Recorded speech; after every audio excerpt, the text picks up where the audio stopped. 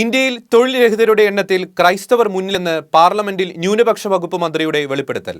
വിദ്യാഭ്യാസ ആരോഗ്യ മേഖലകളിലും വാണിജ്യ വ്യവസായ തലങ്ങളിലും സർക്കാർ അർദ്ധ സർക്കാർ ജോലികളിൽ നിന്നും ക്രൈസ്തവർ പിന്തള്ളപ്പെടുന്നുവെന്ന് റിപ്പോർട്ട് ആശങ്കാജനകമെന്ന് CBCI. ക്രൈസ്തവർക്ക് ഏക ആശ്രയം സഭാസ്ഥാപനങ്ങൾ മാത്രം.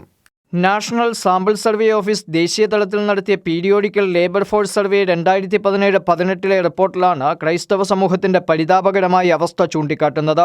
മലയോര തീരദേശ മേഖലയിലെയും കാർഷിക മേഖലയിലെയും പ്രതിസന്ധിക്കിടെയാണ് സമുദായത്തിലെ തൊഴിൽ രഹിതരുടെ എണ്ണം വൻതോതിൽ വർദ്ധിക്കുന്നതായുള്ള റിപ്പോർട്ടുകൾ പുറത്തുവരുന്നത്.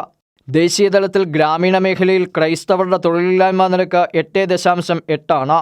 എന്നാൽ ഹിന്ദു വിഭാഗത്തിൽ 3.5-ഉം മുസ്ലിം വിഭാഗത്തിൽ 5.7 മാത്രമാണ് തൊഴിലില്ലായ്മ നിരക്ക്. നഗരത്തിലേക്കെത്തിയാൽ ഹിന്ദുക്കളുടേത് 6.9-ഉം മുസ്ലിം വിഭാഗത്തിന്റെ നിരക്ക് 7.5-ഉമാകുമ്പോൾ ക്രൈസ്തവരുടെ തൊഴിലില്ലായ്മ നിരക്ക് 8.9 ആണ്.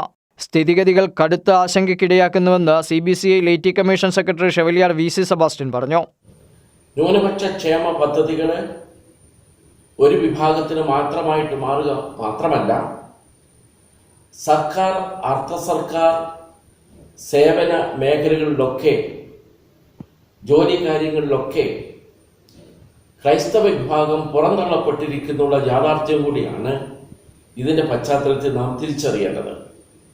ജോലി സംവരണത്തിലും ന്യൂനപക്ഷ ക്ഷേമ പ്രവർത്തനങ്ങളുടെ ആസൂത്രണത്തിലും നടത്തിപ്പിലും ക്രൈസ്തവർ കടുത്ത വിവേചനം നേരിടുന്ന സാഹചര്യത്തിലാണ് പുതിയ വിവരങ്ങൾ കൂടി പുറത്തുവരുന്നത്.